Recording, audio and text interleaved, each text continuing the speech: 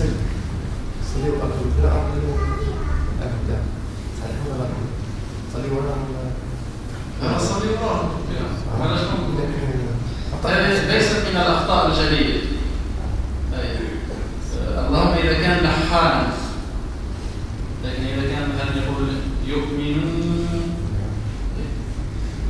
بالطبع الأكمل هذه من الأخطاء التي لا تخرج الحرف عن حيزه.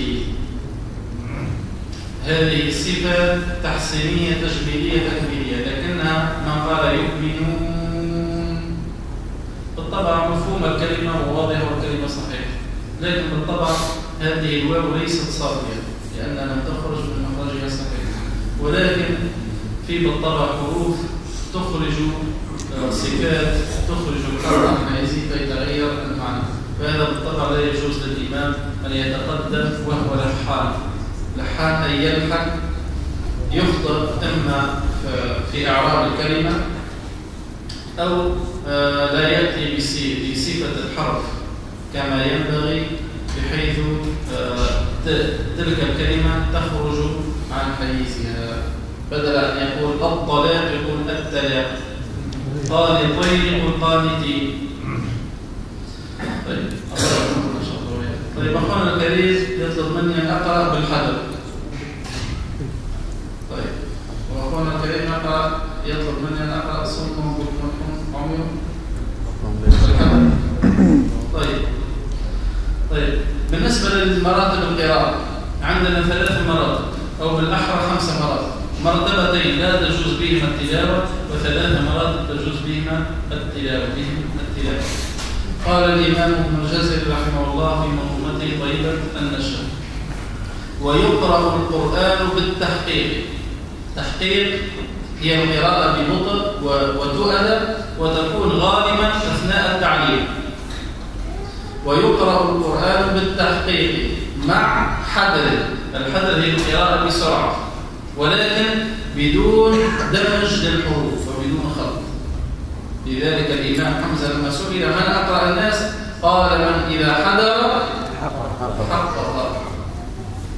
ويقرأ القرآن بالتحقيق مع حذر وتكون غالبا في الصلاة وخاصة في صلاة التراويح، حتى لو لا نطير على الناس، خاصة إذا كان الإمام يقرأ ختمة كاملة في خلال شهر رمضان، فبالطبع لابد الأفضل أن يقرأ بالحذر.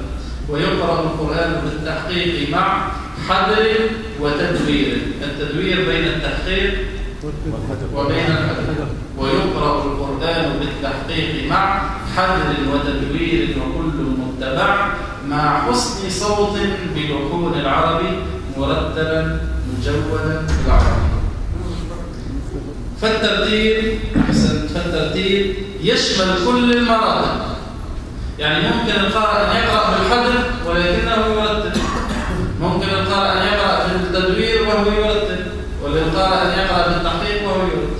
ولذلك قال: ويقرأ القرآن بالتحقيق مع حذر وتدوير وكل متبع مع حسن صوت بلحون العربي مرتلا. يعني كل هذه المراتب تشمل الترتيب، والترتيب هو التجويد. كما يسألني عن الترتيب، الترتيب والتجويد نفس الشيء. طيب القراءة بالتحقيق، هذه القراءة التي نقرأ بها الآن. مثلا نقرأ هذه الآية الكريمة: صم بكم عمي فهم لا يرجعون. هذه التحقيق. الحذر أو قبل الحذر التدوير: صم بكم عمي فهم لا يرجعون. الحذر: صم بكم عمي فهم لا يرجعون. طيب السرعة، ولكن نأتي بكل الأحكام. ما معنى؟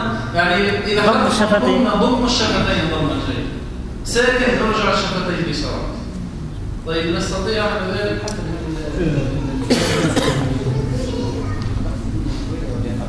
بالطبع على حسب القراءة، على حسب زمن الحرف. إذا أنا حرف الصاد بقيت في هذه المدة بالطبع سوف ينقص على حسب على حسب هذا الميزان، على حسب القراءة. يعني ليس مثلا المد مثلا في قراءة التحقيق هكذا ولا الضالين.